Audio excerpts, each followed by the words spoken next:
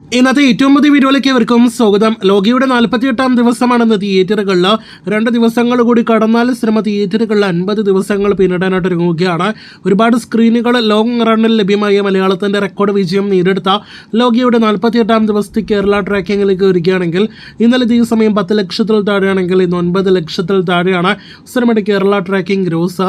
ഇന്നലെ 13 ലക്ഷം കേരള ഗ്രോസ് വന്ന സിനിമയ്ക്ക് ഇന്ന് 13 ലക്ഷത്തിനടുത്ത് കേരള ഗ്രോസ് തന്നെയാണ് നാം പ്രതീക്ഷിക്കുന്നത്.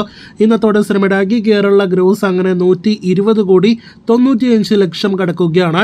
നാളത്തെ കളക്ഷനോടെ 121 കോടിയിലേക്ക് സിനിമയുടെ ആകെ കേരള കളക്ഷൻ എത്തുന്നതാണ്. കേരള കളക്ഷൻ 121 കോടിയിലേക്കാണ് എത്തപ്പെടാനായിട്ട് ഒരുങ്ങുന്നതെങ്കിൽ വേൾഡ് വൈഡ് കളക്ഷൻ ഇന്നത്തോടെ 301 കോടി കടന്നിട്ടുണ്ടാകുമെന്നാണ് പ്രതീക്ഷിക്കുന്നത്.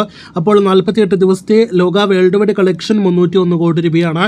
ഇതിനിടയിൽ സിനിമ വേൾഡ് വൈഡ് കളക്ഷന്റെ കാര്യത്തിൽ 305 കോടി ലക്ഷ്യം വെച്ച് തിയേറ്ററുകളിൽ മുന്നേറിക്കൊണ്ടിരിക്കുകയാണ്. ഓവർസീസിലെ ഫൈനൽ കളക്ഷൻ എല്ലാം തന്നെ കൃത്യമായിട്ട് ലോക എന്ന സിനിമയുടെ റൺ പൂർത്തിയായാലും ഏകദേശം 1 മാസത്തിന് ശേഷമേ അപ്ഡേറ്റ് ആക്കപ്പെടുകയുള്ളൂ. ഓവർസീസിൽ പൗണ്ടും ഡോളേഴ്സ് എല്ലാം തന്നെ കൺവേർട്ട് ചെയ്ത് ഇന്ത്യൻ മണിയിലേക്ക് ആക്കുമ്പോൾ ഉറപ്പായിട്ടും വലിയ മാറ്റങ്ങൾ ഒരുപക്ഷെ സംഭവിക്കാനുള്ള സാധ്യതയുണ്ട്. ആ ഒരു കണക്ക് വെച്ചാണ് 305 കോടിയിലേക്ക് സിനിമ കുതിക്കുന്നു എന്ന് പ്രത്യേകം പറഞ്ഞത്. എന്തായാലും കാത്തിരിക്കൂ ലോകിയുടെ ഫൈനൽ കൃത്യമായ വേൾഡ് വൈഡ് കളക്ഷൻ എത്രയായിരിക്കുമെന്ന് അറിയുവാനായിട്ട്.